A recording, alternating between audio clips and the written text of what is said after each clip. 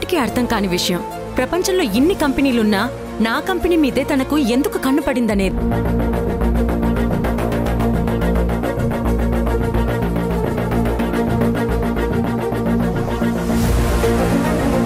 Aarohi America నుంచి ఇక్కడికి వచ్చిన వెంటనే ఈ మీడియా హౌస్ని కొనేసింది. అందులోనూ లతని భయపెట్టి మరీ ఈ ఛానల్ని కొనిందంట. అంటే నన్ను నందు ముందు టార్గెట్ చేసిందని అర్థమవుతుంది. మా ఇద్దరి జీవితాలతో ఆడుకుని మా కాపురంలో గొడవలు పెట్టడం కోసమే ఆరోహి ఈ ఛానల్ని అవకాశంగా ఆయుధంగా వాడుకుందని అర్థమవుతుంది. అసలు నాకు నందుకి మధ్య దూరం పెంచాల్సిన అవసరం ఆరోహికేముంది?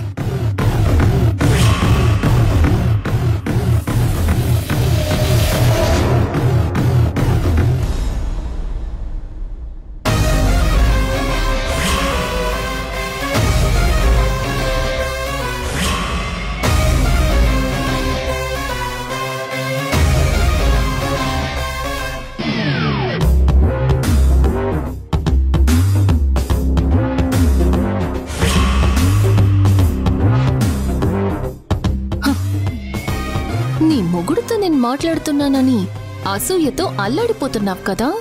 నువ్వలా అసూయతో చచ్చిపోతుంటే నా మనసుకి ఎంత హాయిగా ఉందో. అందుకే నిన్ను కుళ్ళుతో కుళ్ళిపోయేలా నా సాడిజంని ఇంకొంచెం పెంచుకుంటాను. నందు,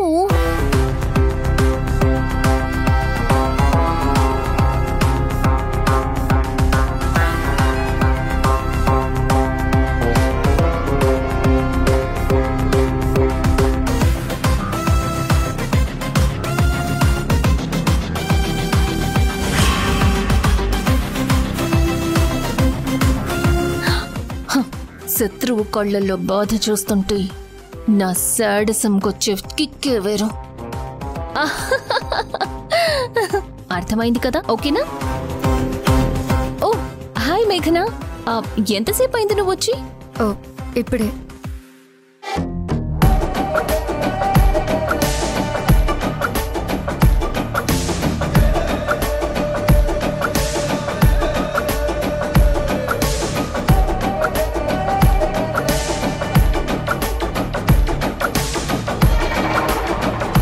మీరిద్దరూ పైకి మాట్లాడుకోకపోయినా మీ మనసులతో మాట్లాడుకుంటూనే ఉంటారు. ఎంతైనా మీ ఇద్దరికి ఒకరంటే ఒకరికి చచ్చేంత ప్రేమ కదా. అందుకే మనుషుల మధ్య దూరం పెరిగినా మనసులు మాత్రం దగ్గరగా ఉన్నాయి. ఏదేమైనా అమర ప్రేమికులు మీరు. కానీ ఆ ప్రేమను చిన్న ఆనవాలు కూడా కనిపించకుండా శాశ్వతంగా చంపేయడానికి నేనున్నాను కదా.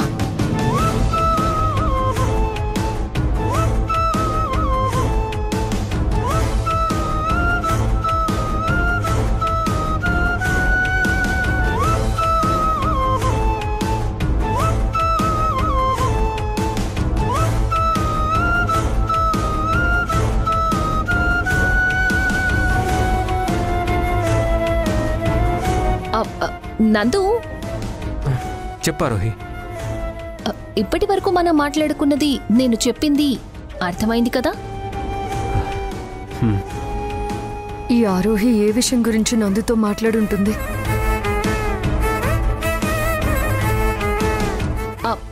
అందుకని మనం మాట్లాడుకున్న ప్రకారం మన లైఫ్ ని ఫ్రెష్ గా స్టార్ట్ చేద్దాం. ఓకేనా?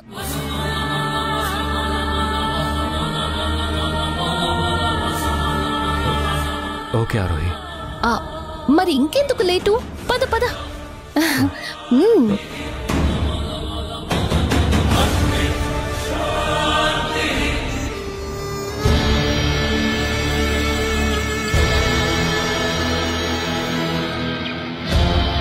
ఫ్రెష్ లైఫ్ స్టార్ట్ చేయడం ఏంటి?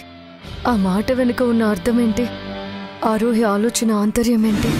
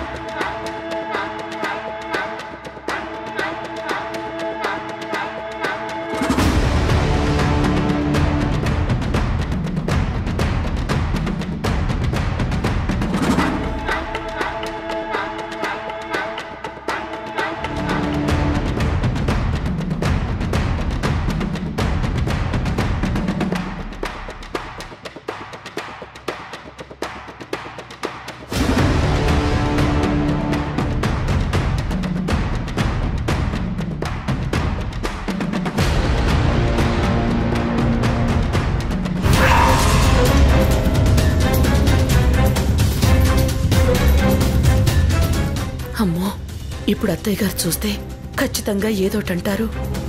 అత్తయ్య గారు చూడకుండా బయటికి తీసుకెళ్లి పారేయాలి.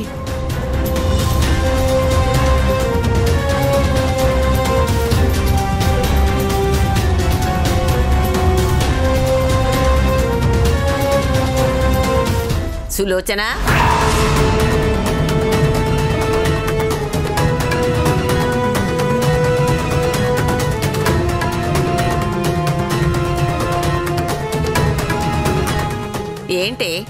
ఏంటో దాచుకుని వెళ్తున్నావు?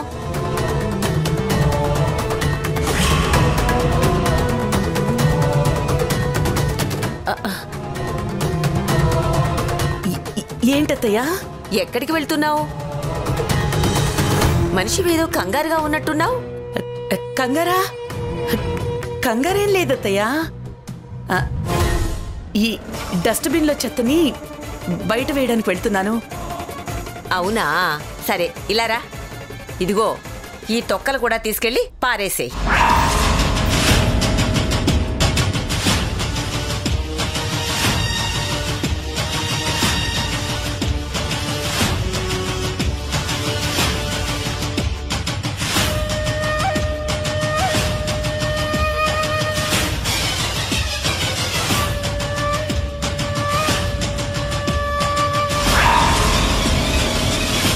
సులోచన, ఏంటి అందులో రంగురంగుల కాగితాలు? ఇవి పనికిరాని చిత్తు పేపర్లతయ్యా. నందు రూమ్ లో ఉంటే పారేస్తున్నాను. నందు రూమ్ లో ఈ కలర్ పేపర్స్ ఎందుకుంటాయి? అసలు వాటితో వాడికేం పని? ఏమో అత్తయ్యా, ఇవి ఆఫీస్లో అయి ఉంటాయి, మనకెందుకులేండి. సరే, ఒకసారి నేను చూస్తాను.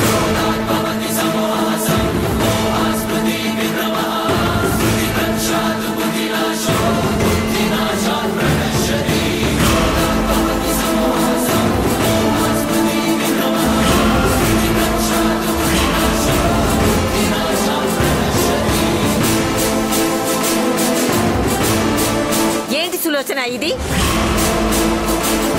ఇందులో నాన్న నాతో మాట్లాడవా అని రాసుంది.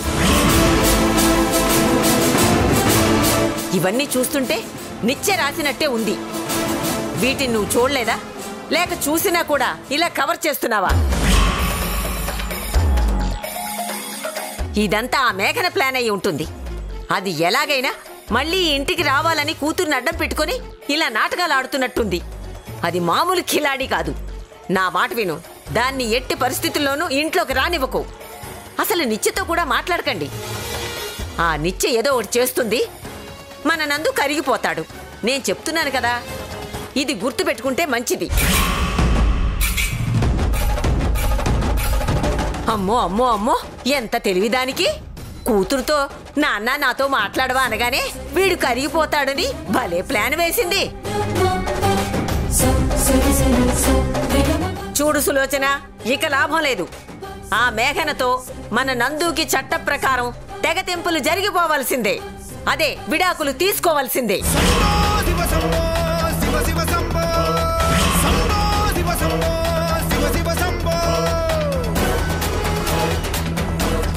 రాణి, వాడితో నేనే మాట్లాడతాను. వాడైనా ఎన్ని రోజులని ఆ టెన్షన్స్ భరిస్తూ ఉంటాడు? ఆ విడాకులు ఏదో వచ్చేస్తే వాడు ప్రశాంతంగా వాడి జీవితం ఏదో వాడు బ్రతికేస్తాడు.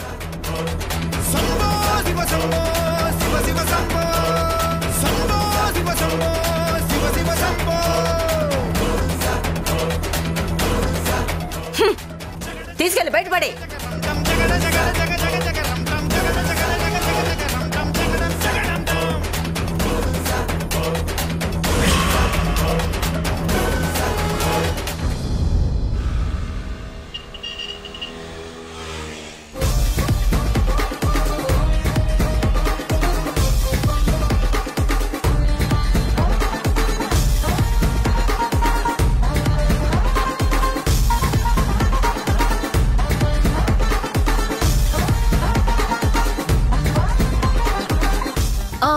నందు,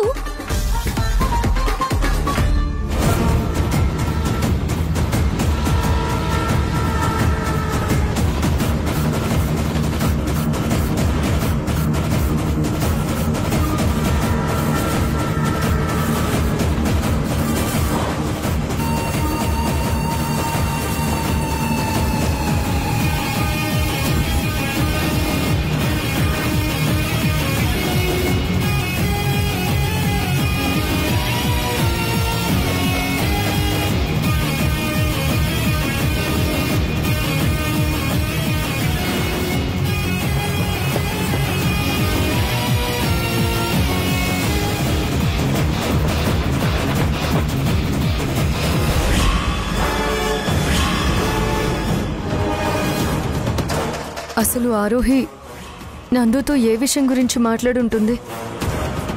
ఫ్రెష్ లైఫ్ స్టార్ట్ చేద్దామనే ఆరోహి మాటల వెనుక ఉన్న మర్మం ఏమై ఉంటుంది?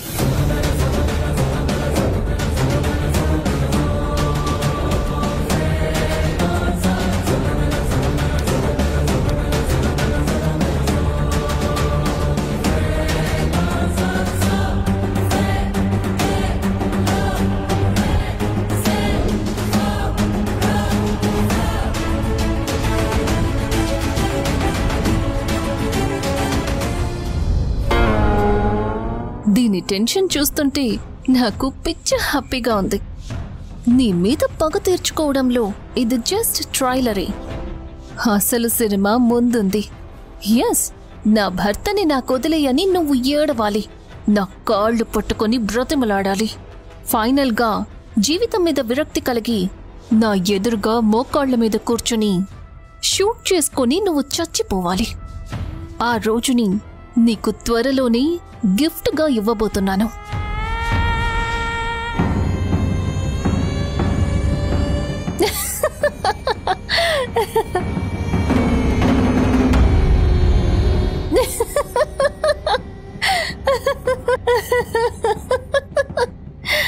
చూస్తుంటే ఆరోహి ఖచ్చితంగా ఏదో పెద్ద ప్లాన్లోనే ఉన్నట్టు అనిపిస్తుంది. ముందు నందుకి మేఘనకి విడాకులు కావాలి కదా. విడాకులు అవ్వకుండా పెళ్లి చేసుకోలేనుగా. ఒకవేళ ఆరోహి మనసులో నందుని పెళ్లి చేసుకోవాలనే ఆలోచన ఏమైనా ఉందా?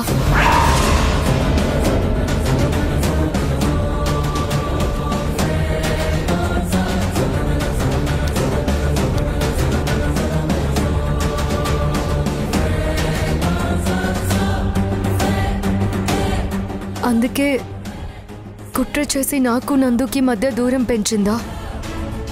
నన్ను నందుని వేరు చేయడం కోసం ఛానల్ కొనింది. అలాంటి దానికి నందుని పెళ్లి చేసుకోవాలనే నీచమైన ఆలోచనకి దిగజారిన పెద్ద ఆశ్చర్యమేమీ ఉండదు.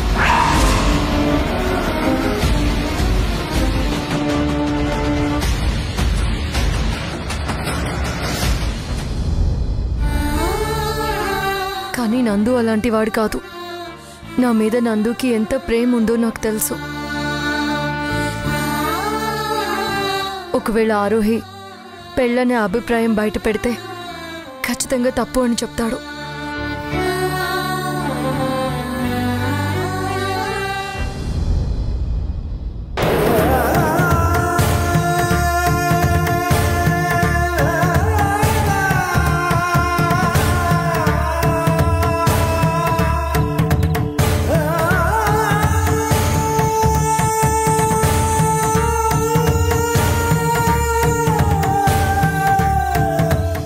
నువ్వు లేని, నువ్వు రాని నా జీవితం శూన్యం అనుకున్నాను. నువ్వు నా జీవితంలోకి రాకపోతే అసలు నా జీవితానికి అర్థం లేదనుకున్నాను.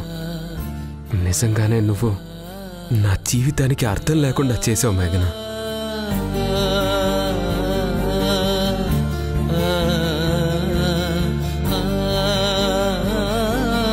నువ్వు కూల్చేసిన నా జీవితాన్ని ఆరోహి నిలబెట్టడానికి ప్రయత్నిస్తుంది.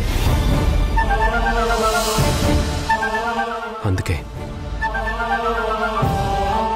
ఇక నుంచి నేను నా కెరీర్ని రీబిల్డ్ చేసుకోవాలనుకుంటున్నాను. కథలు కథలుగా కలలు కలలు మిగిలే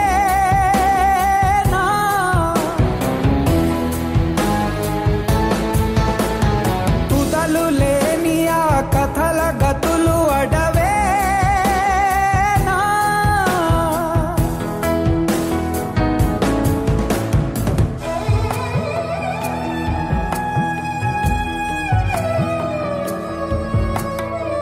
ఆ చూపులకు అర్థమేంటి? గర్వమా లేదంటే పొగరా? నీ విషయంలో నాకు గర్వం పొగరు ఎందుకుంటాయి నందు? ఉంటాయి. ఎందుకంటే ఇప్పుడు నువ్వు టాప్ 10 స్టార్ రిపోర్టర్స్లో ఒకదానివి కదా. దానివల్ల ఆటోమేటిక్గా గర్వం, పొగరు అన్నీ వచ్చేస్తాయి.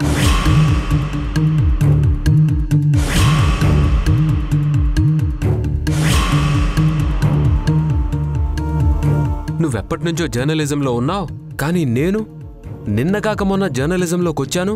అయినా సరే నిన్ను కాదనుకొని నేను స్టార్ రిపోర్టర్ని అయ్యాను చూసావా అంటూ యాటిట్యూడ్తో కళ్ళు కూడా నెత్తికెక్కుతాయి.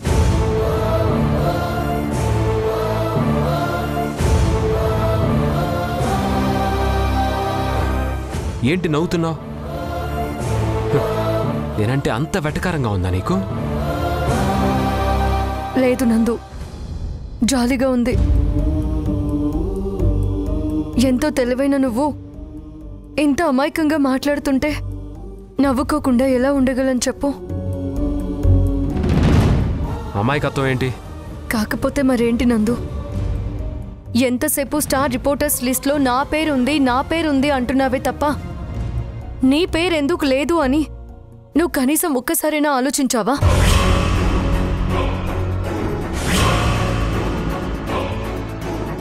జర్నలిజంలో నాకంటే సబ్ జూనియర్ అయిన మేఘన పేరు స్టార్ రిపోర్టర్స్ లిస్ట్లో ఉన్నప్పుడు ఇన్వెస్టిగేటివ్ జర్నలిజంలో ఎన్నో సంచలనాలు చేసినా నా పేరు టాప్ 10లో లేకపోవడం ఏంటి అనే డౌట్ నీకెప్పుడు రాలేదా?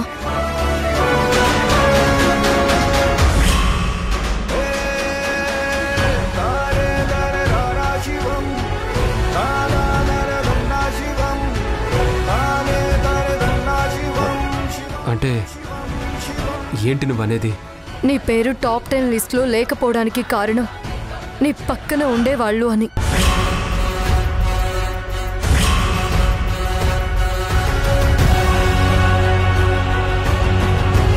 ఓ మై గాడ్, నేను కుట్ర చేసి లిస్ట్లో నందు పేరు తీసేసిన విషయం దీనికేమైనా తెలిసిపోయిందా? ఏం మాట్లాడుతున్నావు నువ్వు? స్టార్ రిపోర్టర్స్ లిస్ట్లో నా పేరు లేకపోవడానికి కారణం నా పక్కన ఉండేవాళ్ళ? అవును నందు, 200% నీ పక్కన ఉండేవాళ్లే.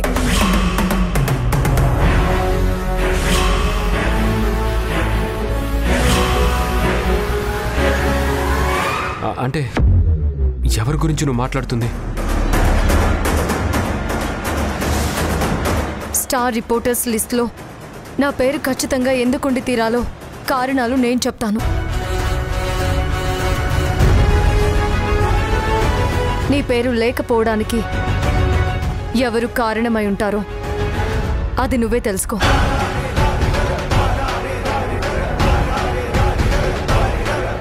ఈ 2 తెలుగు రాష్ట్రాల్లో బోలెడని న్యూస్ ఛానల్స్ ఉన్నాయి. చాలా మంది క్రైమ్ రిపోర్టర్స్ ఉన్నారు.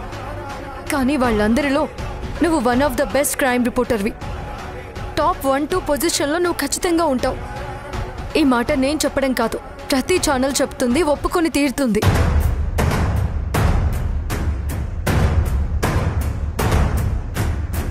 ఇన్వెస్టిగేటివ్ జర్నలిజంలో నువ్వెంత అగ్రెసివ్గా ఉంటావో, ఎంత పెద్ద క్రైమ్ అయినా సరే ఎంత సింపుల్గా ఛేదిస్తావని చెప్పడానికి చాలా సంఘటనలున్నాయి. అందుకు బెస్ట్ ఎగ్జాంపుల్ ఆ ఫ్లైఓవర్ కూలిపోయిన సంఘటన. ఆ స్కామ్లో ఇరుక్కొని ప్రాణాలు పోగొట్టుకున్న మనిషిని లంచగొండి మోసగాడు అని ఈ లోకమంతా నిందించింది, నమ్మింది. కానీ నువ్వక్కడికి వెళ్ళాకే అతను నిర్దోషని, ఎలాంటి తప్పు చేయలేదు అని నమ్మావు. నీ నమ్మకం నిజమని సాక్ష్యాధారాలతో సహా ఈ ప్రపంచానికి నిరూపించావు. అలాంటి నువ్వెక్కడా?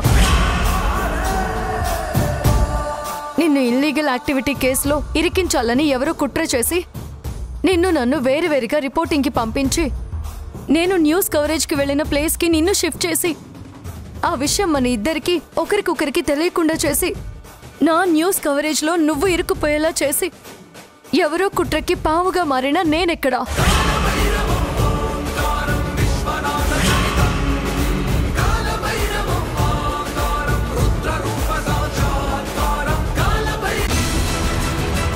నీతో ఒక ముఖ్యమైన విషయం గురించి మాట్లాడాలరా. ఏంటి నానమ్మా? ఆ మేఘన పిల్లలతో కానీ తను కానీ ఇలాంటి పనులు చెయ్యకుండా ఉండాలంటే నువ్వు ఒక పని చెయ్యాలి. ఆ మేఘనకి నువ్వు వెంటనే విడాకులు ఇచ్చేయాలి. ఇవిగో విడాకుల పత్రాలు. ఇందాక లాయర్ గారితో అన్ని సెట్ చేసి ఉంచాను, తీసుకొని సంతకం పెట్టు.